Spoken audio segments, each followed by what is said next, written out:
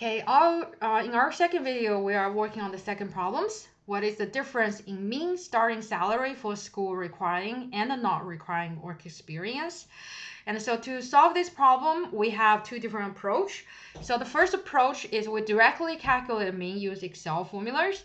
And then the second approach is we can apply our pivot table approach, right? So first, let's look at our data set again. Okay. In order to work on the first approach, we have to understand. So basically, the problem is trying to ask us to break down our sample into two groups. So the first group is the one required working experience, and the other group is the not required working experience. How can we do that? So in order to do that efficiently, instead of you manually call them out, we actually can very effectively using the Excel sorting function to rearrange my data. So in order to use the sorting function correctly, as I mentioned in our first module, when you apply the sorting function, you have to make sure you select your whole data set. If you are missing, so for instance, if I didn't include my column A or B, so what happened when I try to sort based on my column K, so from other column will be changed, but your A and B will still keep the same order. So then all your number will mismatch. So we don't want that happen. So therefore, when you want to do sorting, you need to including all your columns. Okay. After I select all my columns, and I will click the Home tab. After I click the Home tab, and I will come to the section called Editing, and I will use the function called a filter.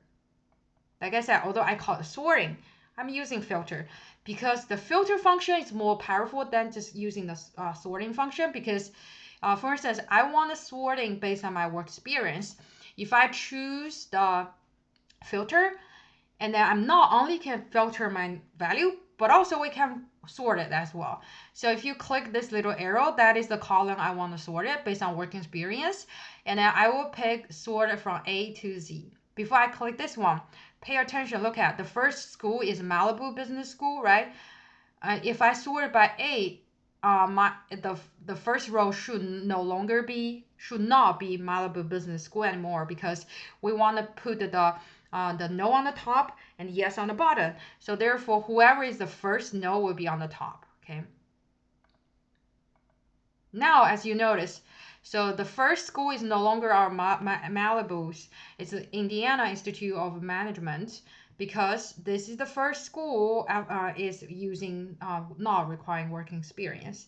So now if you look at the situation we are facing here, we are only have 6 schools not require working experience. So for the rest of the 20 schools require working experience. But what we try to do is we try calculating the average or the mean starting salary. So what happened is, let me first of all to put a boundary here. So I will know, I don't want to make an arrow, right? So I want to separate it to understand, okay, before this line is no, after this line is yes, right? Before this, no, yes. So now we are using a formula called the average. So first of all, we are calculating a no work experience required. And then we will look at work experience required. Okay, we are looking at the no work experience required and the work experience required about their average salaries, average starting salary. So the formula we're using, instead of using the data analysis, because we're only looking for one statistic, which is average. So the formula we use is called average. Remember, average also means mean. Okay, average also means mean.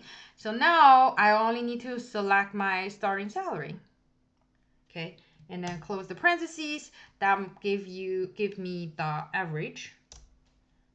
And then I want to do the same thing for the school required working experience. Average. Okay, and then I will select, starting salary. And then push enter. Now, Basically, for this case, for the school does not require working experience, the average salary or the mean salary is $24,583. So for the school that require working experience, their starting salary on average is $41,305. So now when you think about what kind of insight you get and does that make sense? So those are always the questions you should ask yourself when you see the number. What is this telling you? Does that making sense to me? So if you don't ask those questions, you're pretty much just a calculator. That's not what we are looking for in this class. We want you to really fully embrace those numbers to thinking about the business insight. If you think about no working experience, 24,000, with working experience, 41,000, kind of like means for the school required working experience, the starting salary is higher. It can't really because the most likely reason is because people who already have a working experience, they already have some kind of earning some kind of salary, so they are not just a brand new student. So business, when they hire an employee, they do value working experience. So naturally, they might make more money. And also another reason, so for the people who have work experience and go to MBA, also because maybe they try to looking for the next promotion. So in order to get the next promotion, they would require them to get MBA. So of course, when they have looking at that starting salary right after MBA, so they will use their promoted salary. So that's why this huge, almost twice as much as you can make to go to the school require working experience versus the school doesn't require working experience. So this number doesn't make sense, right?